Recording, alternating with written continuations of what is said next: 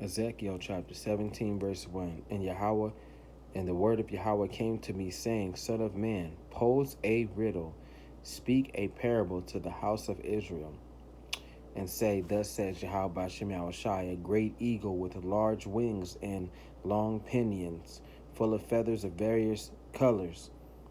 All nations are under America. Came to Lebanon and took from the cedar the highest branch. He cropped off its topmost young twig and carried it to the land of trade. He set it in the city of merchants. Then he took some of the seed of the land and planted it in a fertile field. Oh my goodness, this is horrible. He placed it by an abundant waters, and he set it like a willow tree, and it grew, and it became a spreading vine of low stature. Its branches turned toward him, but its roots were under it. So it became a vine, brought forth branches, and put forth shoots. But there was another great eagle with large wings and many feathers, and behold, this vine bent its root toward him, and stretched its branches toward him from the garden terrace where it had been planted, that he might water it. It was planted in good soil by many waters, to bring forth branches, bear fruit, and become a majestic vine. So Yahweh Bashem Yahushai says, will it thrive? Will he not pull up its roots, cut off its roots, and leave it to wither? All of its springs leaves will wither, and no great power or many people will be needed to pluck up by its roots. Behold, it is planted. Will it thrive? Will it not utterly wither when the east wind touches it? It will wither in the garden Terrence where it grew. Moreover, the word of Yahweh Shem Yahushai came to me, saying, Say now to the rebellious house, do you not know what these things mean? Tell them, indeed, the king of Babylon went to Jerusalem and took its kings and princes and led them with him to Babylon. And he took the king's offspring, made a covenant with him, and put him under an oath. He also took away the mighty of the land, that the kingdom might be brought low, and not lift itself up by keeping no but by that but by no but that by keeping his covenant it might stand. But he rebelled against him by sending his ambassadors to Egypt, that they might give him horses and many people. Will he prosper?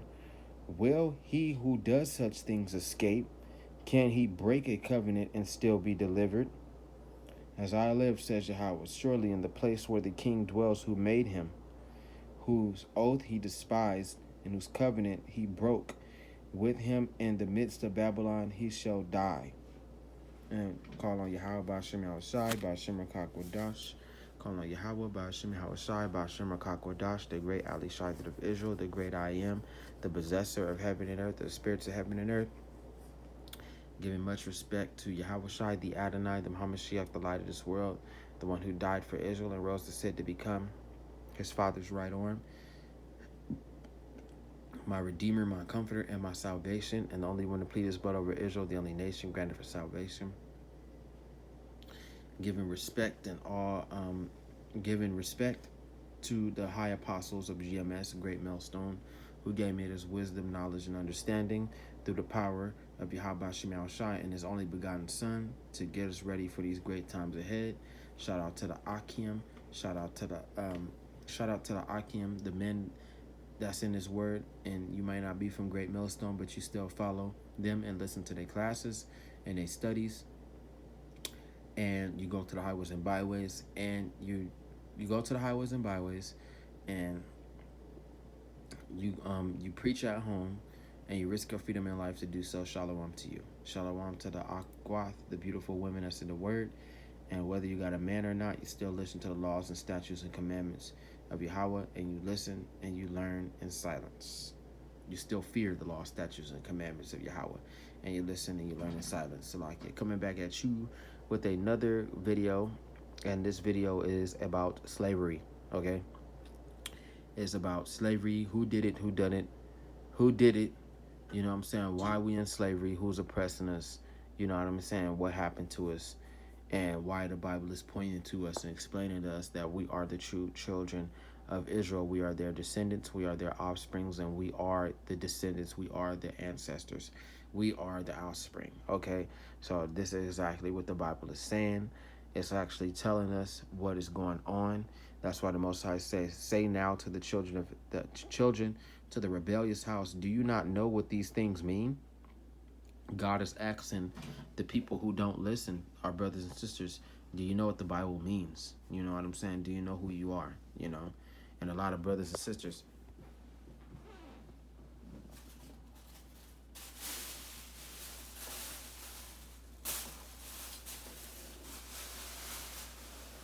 a lot of our brothers and sisters don't understand. They probably get offended when, they get asked these questions, and they get mad because they feel like they know everything. They feel like they've accomplished everything. They've done everything that they want.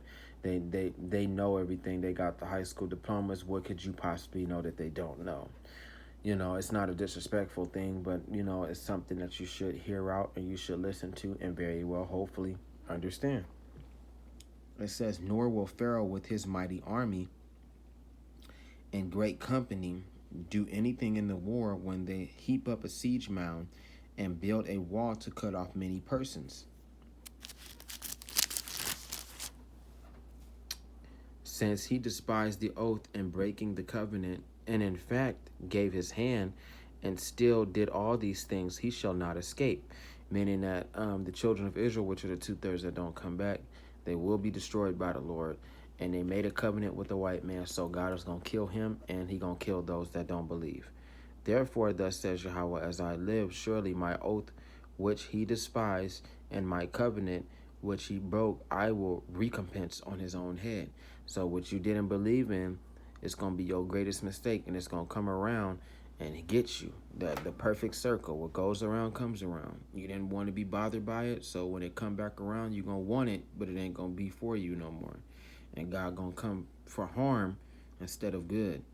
It says, "I will spread my net over him, and he shall be taken in my snare. I will bring to him Babylon, and try him there for the treason which he committed against me." So during the times of slavery, not only was our own people that was selling us off, the children of the Hamite children were selling us off too, and they would literally catch them in nets and drag them off to the white man, and they would cast them onto boats during the triangular slave trade event. Cast them onto boats, and you know what I'm saying, and through nets. So that's actually a slave term that the Lord is speaking. And he talking about New Babylon. "All his fugitive with all his troops shall fall by the sword, and those who remain shall be scattered to every wind, north, south, east, west." That's the four corners of the earth around the world. Move, you fly. This book is not for you to be bothering, stupid fly. But anyway, sorry. "All his fugitive with all his troops shall fall by the sword, and those who remain shall be scattered to every wind." That's 70 AD. And after 70 AD, they caught us, in Egypt and in South Africa and all that. And we got sold off to the white man, and the white man took us to America, which is New Babylon today. So it says, to every wind. So not only that, they had some go to, Germany, some go to China, some go to Russia, some go to England. Here, there, it's a lot of Israelites spread it around the world, but the main bulk of us went to America. And we're still here. And it says, "And you shall know that I, Yahawah Ba'ashem Hawashai, have spoken. Thus says Yahawah Ba'ashem Hawashai, I will take also one of the highest branches of the high cedar and set it out. I will crop off from the top most of its young twigs, a tender one, and I will plant it on a high, prominent mountain." That's the elect. He reserves some for himself. It says, "On the mountain height of Israel I will plant it, and it will bring forth boughs and bear fruit and be a majestic cedar. Under it will dwell birds of every sort. In the shadow of its branches they will dwell." That's them nations, because the elect is the royal line. It says, and all these trees of the field shall know, and the trees are the people, shall know that I, Yahweh Shem Yahushai, have brought down the high tree and exalted the low tree. That's true. So the people that feel like they esteem, they got all the money, they got all the cars, they're comfortable, they like this life. The people that actually hate this life and repented and went back to the Lord and was treated like bums and all of that because they didn't have much and they struggled. You know what I'm saying? Them the people that the Lord is going to uplift in the children of Israel. Is the roles are going to completely reverse. It says, dried up the green tree and made the dry tree flourish. True. That's all them people dying. I, Yahawah, have spoken and have done it. So it's happening now. The word of Yahawah Ba'Shem Yahushai came to me again, saying, what do you mean when you use this proverb concerning the land of Israel, saying, the fathers have eaten our sour grapes, and the children's teeth are set on edge? As I live, says Yahawah, you shall no longer use this proverb in Israel. Behold, all souls are mine. The soul of the Father, all souls, as well as the soul of the Son is mine. The soul who sins shall die. But if man is just and does what is lawful and right, means to repent and to return to Yahawah, if he is not eaten on the mountains, nor lifted up his eyes to the idols of the house of Israel, meaning that a lot of our people are worshiping idols, man. It says, nor, and they believe in other things besides the Lord, nor defiled his neighbor's wife, nor approached a woman during her impurity, if he has not oppressed anyone, but has restored to the debtor his pledge, has robbed no one by violence, but has given his bread to the hungry, and covered the naked with clothing, if he has not exacted usury, nor taken any increase.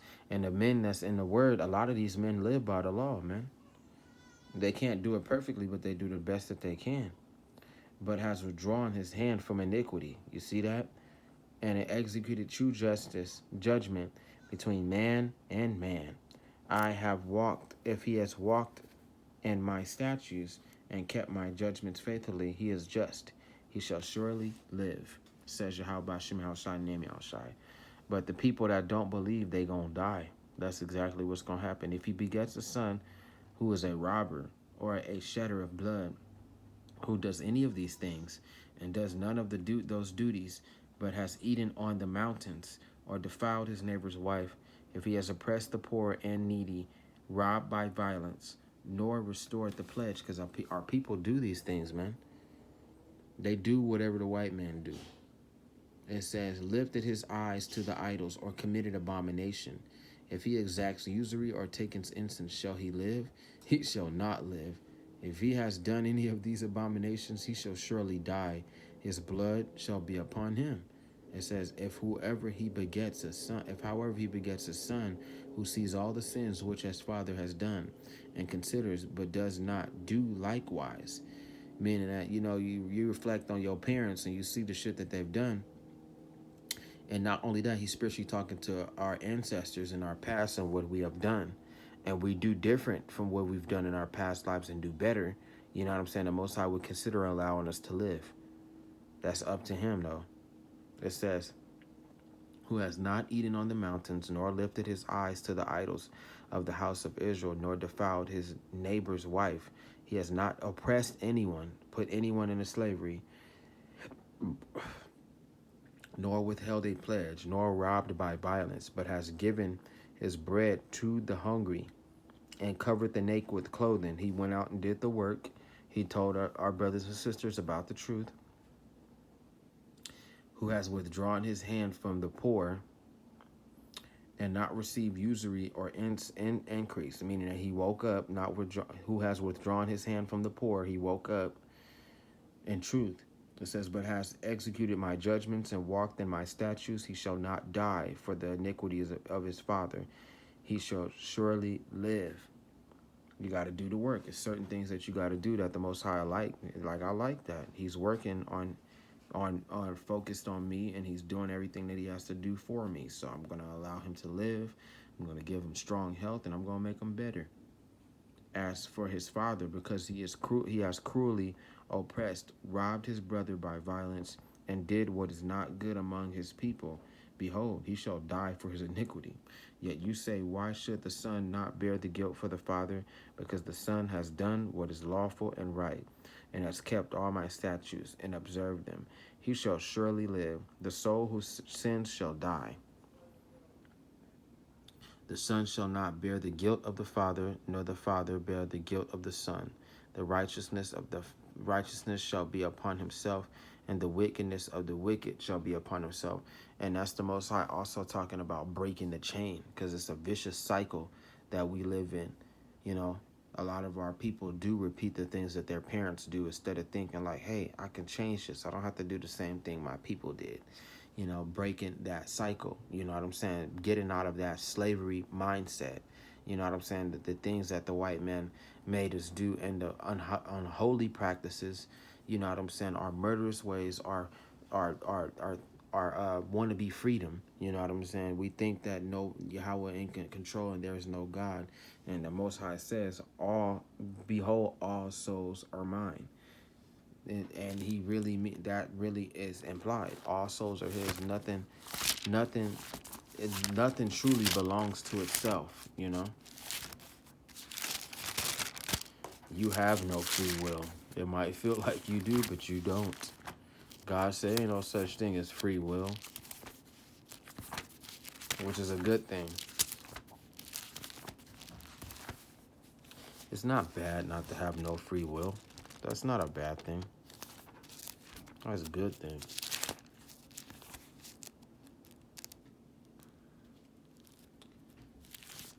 I want no free will. I want to know the Lord is in control of my life, you know? Where's Deuteronomy? Wait, I know I just finished reading Leviticus. That's where I'm at. I'm in Numbers. So, yes, Deuteronomy.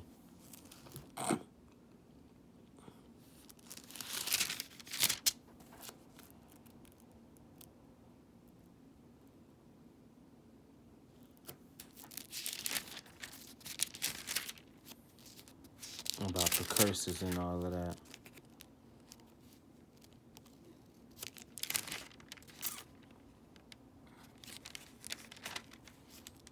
So this one was bad.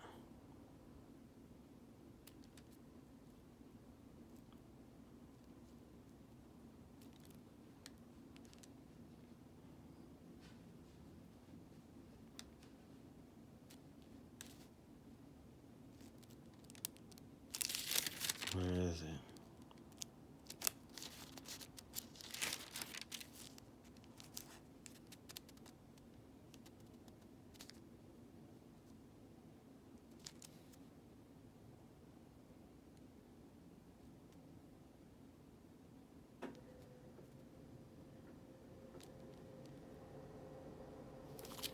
About those curses. Hang on, I'm looking for it.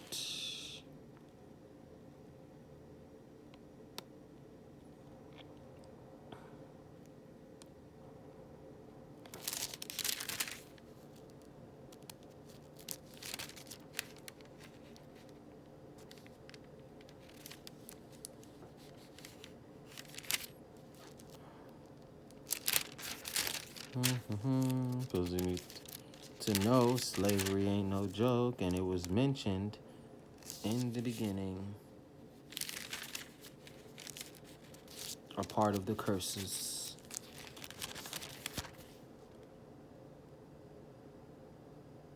Oh, this is where it is, right here.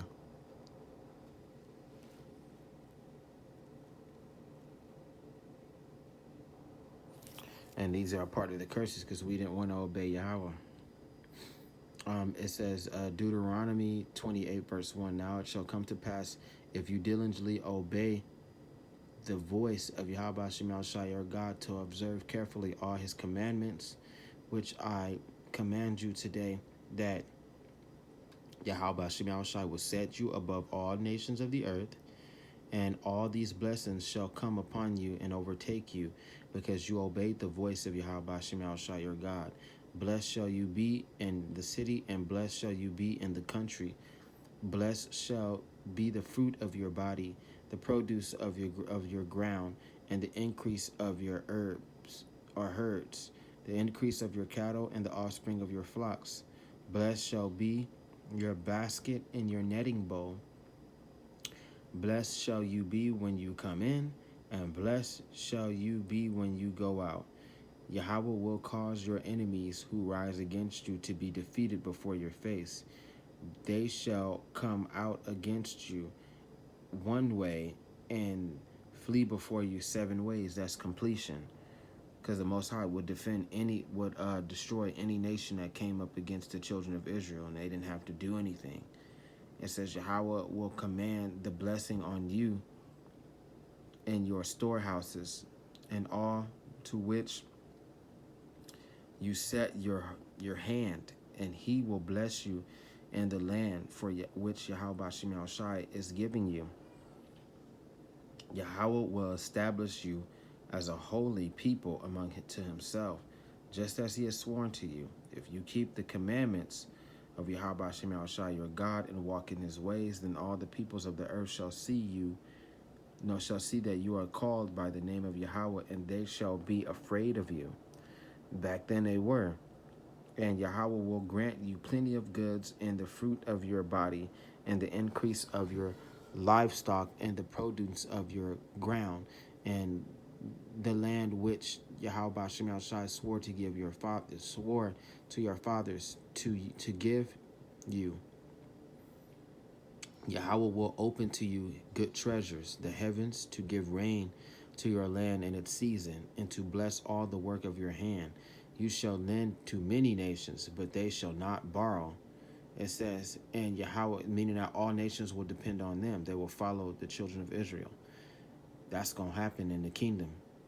It says, but we didn't go well when we got it the first time.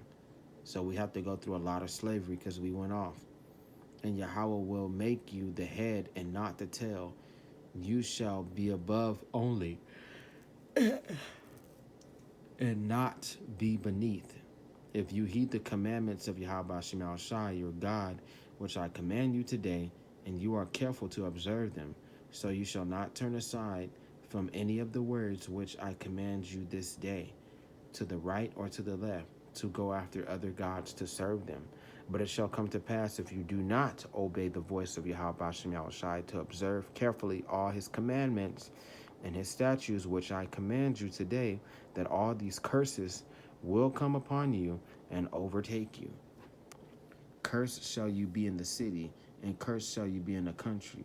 Cursed shall be your basket and your netting bowl. We're gonna have problems with food or livestock where we stay at.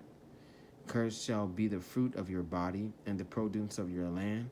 We gonna have kids, but something gonna be wrong with them. It says the increase of your cattle and the offspring of your flocks. Cursed shall you be when you come in, and cursed shall you be when you go out. All the nations hate us. They call us niggers and spicks and wetbacks. Just a simple, this is easy to understand. Yahweh will send on you cursing, confusion, and rebuke all that you set your hand to do until you are destroyed and until you perish quickly because of the wickedness of your doings in which you have forsaken me. During the times when the white man had us in slavery, he was killing us from left to right, and no one stopped him. It says Yahweh will make the plague cling to you until he has consumed you from the face or from the land which you are going to possess. Yahweh will strike you with consumption, fever, with inflammation, and severe burning fever, with the sword and with scorching. Yep. During the times of our slave trade, we didn't get no remedies. We didn't get no help. We was sick. We was dying. They was killing our babies. They was killing our children. It was horrible.